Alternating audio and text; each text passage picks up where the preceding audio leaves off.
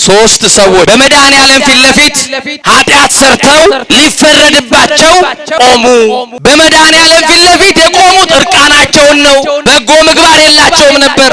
ኃጢአት ሰርተዋል፣ ንስሐ አልገቡም፣ ስጋውና ደሙን አልተቀበሉም። በዓለም በተድላና በደስታ ብቻ ነው የኖሩት። ሞት ሰግብተ ይመጽእ ከመሰራቂ ሌባ በየትኛው ሰዓት እንደሚመጣ እንደማናውቀው ሌባ ነው። ሞት ሌባ ተብሏል። ድንገት ተጠሩና በመድኃኔዓለም ፊት ሶስት ሰዎች ቆሙ። እናንተ ቤተክርስቲያንን ያልሰማችሁ፣ መምህራንን የናቃችሁ፣ መጻሕፍትን ያቃለላችሁ፣ ከንስሐ ይልቅ ዓለም ውስጥ ያለውን ተድላ ደስታ የመረጣችሁ አላውቃችሁም። ሁሩ ምኔ ከእኔ ሂዱልኝ፣ ወግዱልኝ።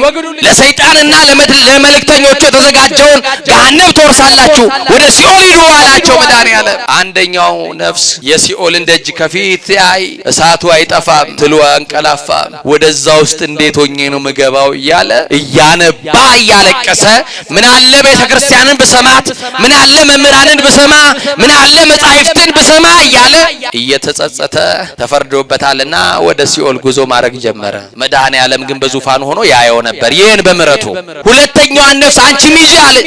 ሁለተኛዋ ነፍስ ግን ወደ መሬት ጎንበስ ብላ መሬቱን እያየች እንባዋን እርግፍ እያደረገች መሄድ ጀመረች። ሶስተኛዋም ነፍስ ተፈረደባት። አንቺም ሂጂ ወደ ሲኦል አላት መድኃኔዓለም። እሷ ደግሞ የሲኦልን በር አላየችም፣ መሬትም አላየችም።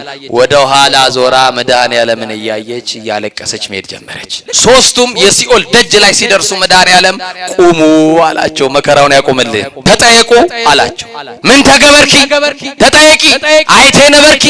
የት ነበርክ? ምን ሰራክ? ጥያቄ ጠየቀ። ከማን ብሔር ነበርሽ አይልም። ምንኛ ቋንቋ ስትናገር ቆየሽ አይልሽ። የሥራ ፖዚሽን ምንድነው አይልም። ተምረሃል አልተማርክም አይልም። ምን ሰራክ ይላል። የት ነበርክ ይላል መድኃኔዓለም። እዛ በኋላ ተጠየቁ። እሺ መድኃኔዓለም እንጠየቃለን። አንቺ ወደ ሲኦል ሂጂ ስልሽ የሲኦል በሩ ለምንድን ነው ያየሽው አላ። እሳቱ አይጠፋም። እንዴት እችለዋለሁ ይሄንን እሳት?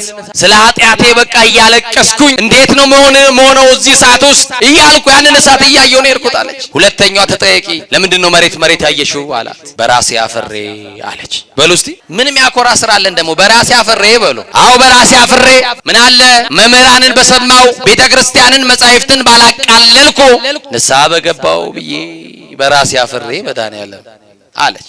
ሶስተኛዋ ተጠየቂ። ለምንድን ነው ዞረሽ ወደ ኋላ እያየሽ ሄድሽው አላት። መሐሪ ነህ ብዬ ያለ ጨክነ ለእሳት አሰጠኝም ብዬ፣ አዛኝ ነህ ብዬ፣ ርሩ ነህ ብዬ አንተን እያየው አለች። መድኃኔዓለምም ምሕረት አድርጌላችኋለሁ መልአኩን አዘዘና ወደ ገነት ወሰዳቸው አለ።